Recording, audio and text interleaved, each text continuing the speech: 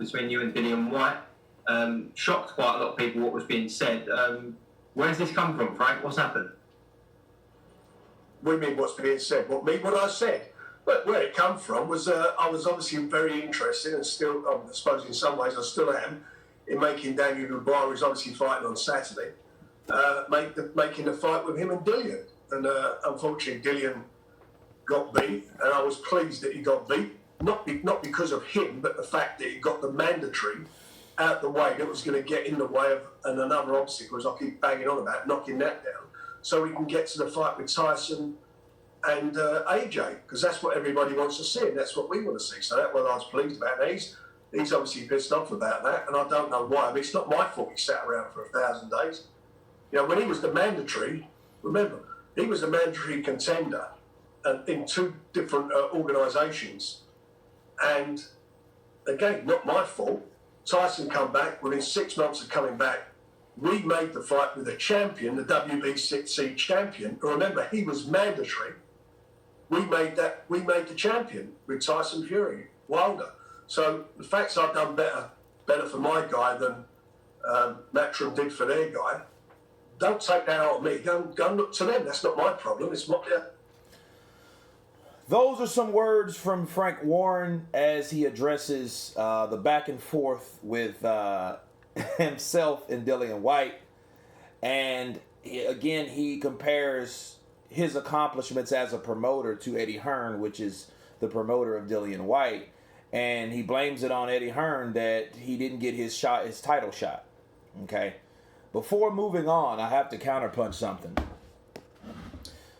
Frank Warren uses Tyson Fury as a example of how better of a promoter than he is, or what he was able to do for his fighter versus Eddie Hearn and his fighter. Okay, first of all, it's called a respecter of person and what you've done in the sport. Okay, Tyson Fury was a guy that he is undefeated. Or he still is, but he was an undefeated fighter. He was an ex-unified champion, and the way he lost the belts was not in the ring, okay. And it was a buzz coming around Tyson Fury because he had a testimony, okay. He had a story, for one. So not only did he accomplish a lot by beating Vladimir Klitschko, ending his reign. That was massive, and that was a big upset, okay? He comes back, loses so many pounds, then calls out Deontay Wilder. Deontay Wilder accepted that because Deontay Wilder knew he needed a name like Fury.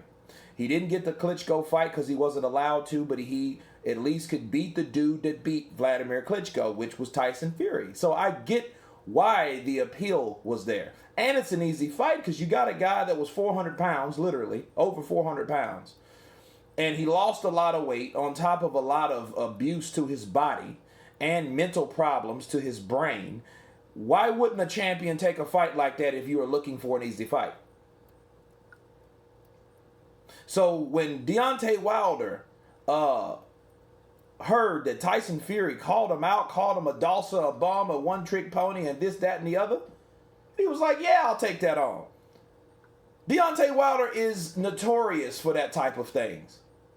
Like Bobby V or Bobby Z. Yeah, Bobby Z. Remember, he went to LA to beat Bobby Z's ass and punk him out. So you think he wouldn't do that and get paid for it? Of course he did. You know, look, and that appeared like an easy fight. So, yes, that's the difference. Tyson Fury called him out. He got with Frank Warren. But Frank Warren's trying to say, hey, see, I was able to get Tyson Fury, whereas Dillian Whyte with Eddie Hearn, he wasn't. Well, Dillian Whyte was a guy that was beaten by AJ that was in negotiations to fight Deontay Wilder at the time. Okay? Dillian Whyte could not get out of the shadow of certain things. Okay? He wasn't as big as AJ. AJ was that much bigger in the UK. Let's face it, and he was being promoted by the same promoter. But that's not Eddie Hearn's fault, because Dillian Whyte was not a champion. Okay, he was not a world champion. He was an interim champion. He was a champion that in waiting. He was waiting to get his opportunity. And if he was with Frank Warren, the same shit would have applied. That's what Frank Warren is getting at.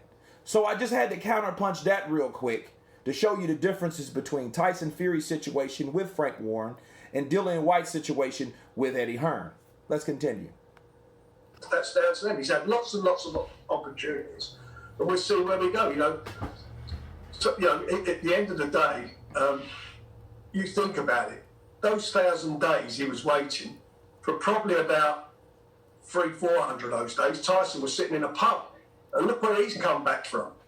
While this fellow has been sitting on his backside, scratching it, waiting for something to happen, and nothing happened. But don't take that out on me, Dillian. That's down to you. And by the way, you're the one who keeps slagging fighters off. You slag Tyson off, who's with me. Big time slagging him off. He's going to try to duck you. You called him a coward. A coward? This is the fellow who went to Klitschko's backyard and fought him and went out Wilder twice in his backyard. You're calling him a coward? Please do us a favour. And that's without the other boxers like AJ, what you called him. He alleged that AJ, after his fight, was taking drugs. That's what he alleged. He said it. He stated it. Amongst many other fighters. So if you're going to hand it out, you've got to take it back. Were you surprised? And, there is some truth to that. There is some truth to what Frank Warren said about the opportunities that Dillian Whyte had. Dillian Whyte did have some opportunities. He did. He had. They weren't the best. Okay? He had options. He had roads, paths that he could have taken. They weren't the best. He could have fought Anthony Joshua in Wembley. He could have done that last year and had another title shot. Okay, would that have meant, if he lost to Anthony Joshua, would that have meant that he wouldn't have got his opportunity? No, because that's a different sanctioning body, in theory. Because, once a fighter starts losing, okay, it might have helped him. Think about it. If he would have took that AJ fight and he would have lost, that means, okay, you've lost twice to Anthony Joshua, so that puts you in the same category as Luis Ortiz is right now. Been beat by the same guy twice, right? The top guy. No shame in that. But what would have happened, I feel, if Dillian Whyte would have lost to Anthony Joshua, that would have made him more vulnerable for other people to fight him. Other people like, okay, AJ can do it, I can do it too. A lot of people, seeing is believing. They see someone get beat, there you go. They did the same thing with Wilder. When Wilder got beat, then everyone says, oh man, I can do the same thing. Well, you probably could if you had the opportunity, maybe. But it's easier said than done. And it's easier seeing someone do it and believing you can do it yourself. Okay? But yes, he did have other opportunities to fight, but he wanted to wait on the WBC's path. But let's move on. What he said, I think it was early in the morning yesterday, he called you a snake. What was your reaction to that, Frank? Well, it's childish, isn't it? He can call me what he likes, as long as he calls me to dinner. Who cares? It don't mean nothing to me. The facts of the matter is, we're moving on, we're successful, and he's got a long climb back. Maybe he'll do it, maybe he will, maybe he won't, who knows? But that's his problem, it's not mine. In the meantime, I'll just keep doing what I'm doing and delivering. Whether he wins the rematch or loses against Povetkin, you're willing to make the Dubois fight, win or lose for Dylan in his next fight? Yeah, well, it depends where Daniel. Daniel's flying there, isn't he? He's got his fight for Saturday. I hope he's coming through. It's of such interest. Tyson's coming down to do the commentary on BT, so he's going to be there. So he's really interested in it, as we all are. So if he comes through that, we'll see how the land lies. In the meantime, Dillian's got to have a well-earned rest. I said to you last time we spoke that the border control would make him. Would hope, say that he can't do anything, which is mandatory after getting knocked out for a month or so. So he's there. He's got to take it easy. That was a concussive knockout. Yeah, he was getting oxygen and so forth. So he's got to come back from that. That's his problem.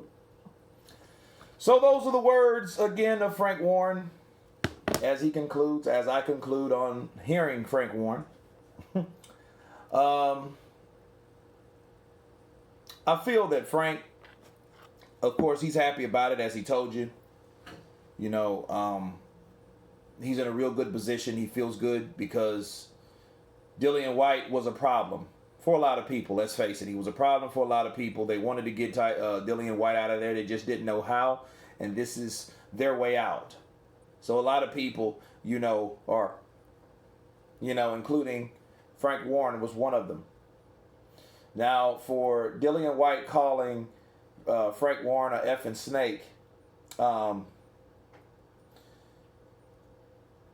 it didn't bother Frank Warren because, you know, they've been going back and forth. The relationship between Dillian Whyte and Frank Warren is not a good one. You have a competitive promoter, the competitor talking to a talent, a fighter on another promotional company. That's typical. They don't supposed to like each other. But with Dillian Whyte saying a lot of things because he ruffled a lot of feathers, he did say a lot of things. He called Tyson Fury a coward. And I don't think Tyson Fury was afraid to fight Dillian Whyte. I think they didn't really want that fight happening because what if Dillian Whyte upset Tyson Fury? That would mess everything up as far as finances and money and opportunities. Because then there wouldn't be any fight like that. There would be no reason Eddie Hearn could deal with Frank Warren because Frank Warren would have no pony in the show. Okay? But anyway, you guys tell me what you think about Frank Warren addressing the back and forth beef on social media with Dillian Whyte. Of course, please subscribe. And you guys been Counterpunch. Peace.